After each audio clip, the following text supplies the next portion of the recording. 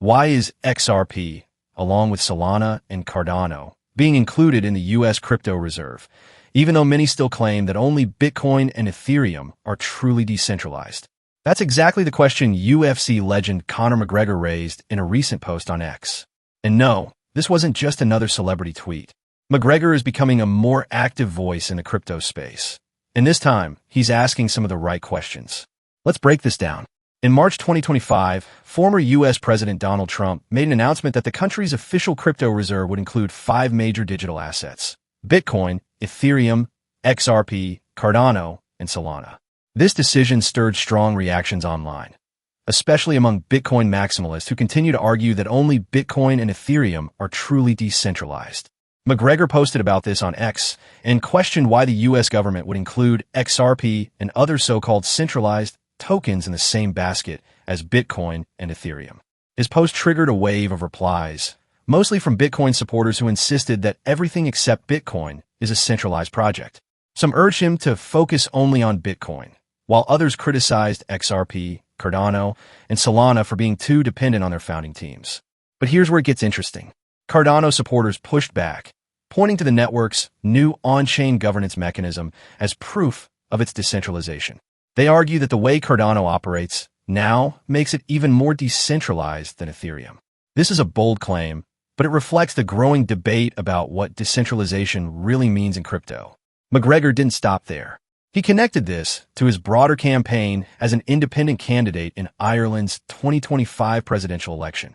Since May, he's been vocal about adopting Bitcoin as part of Ireland's national reserves. He calls Bitcoin people's money and wants Ireland to follow countries like El Salvador, which already hold Bitcoin in their treasuries.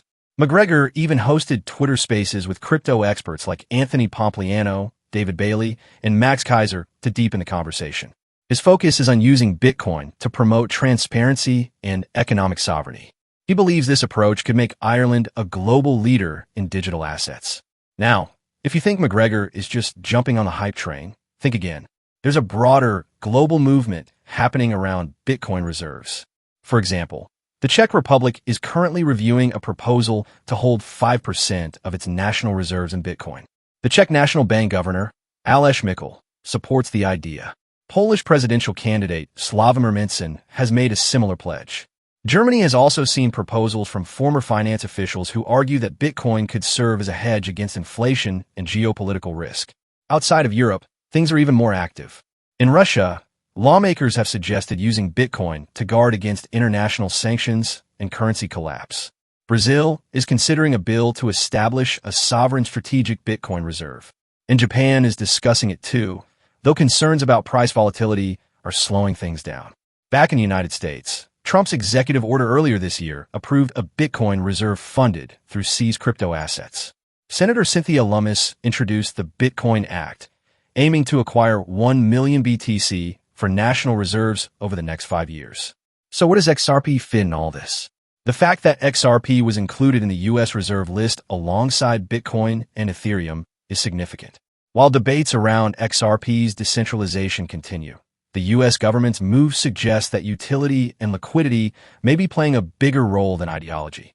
Let's not forget, XRP has a long history of institutional use.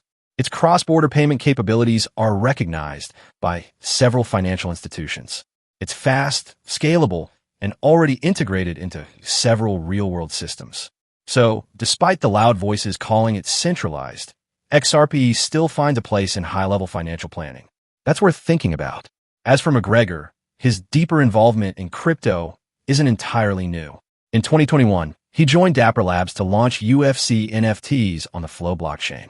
Then in 2022, he endorsed XTB and Tiger Trade, though Tiger Trade faced some backlash due to its links with the now-defunct FTX exchange. More recently, McGregor launched his own meme coin called Real via a sealed bid auction. It didn't meet its fundraising goal, raising only $392,000 of a $1 million minimum. However, all bids were refunded, and the project was paused for a relaunch with stronger community involvement. That shows he's willing to regroup and rethink, something rare in the celebrity crypto space. He's also planning to meet with El Salvador's President Nayib Bukele to learn firsthand about Bitcoin adoption on a national scale. El Salvador, as you may know, holds over 6,000 BTC and was the first country to make Bitcoin legal tender. McGregor says he wants to bring some of those insights back to Ireland, although the EU's rules could make implementation tricky. The European Central Bank, for instance, is still skeptical of Bitcoin, and its president, Christine Lagarde, has firmly stated that the ECB won't hold Bitcoin as part of its reserves. So where do we stand? McGregor is pushing a serious conversation. He's questioning official decisions. He's listening to both sides, and he's willing to put his name and reputation behind his beliefs. Whether you support Bitcoin, XRP, or something else entirely, the bigger picture here is clear. The conversation about national crypto reserves is no longer a fantasy. It's happening now, and the voices involved are becoming more diverse, including a UFC legend who refuses to be just a spectator. Thanks for watching, and don't forget to share your thoughts below. Is McGregor onto something? Or is this just another chapter in crypto's ongoing identity crisis?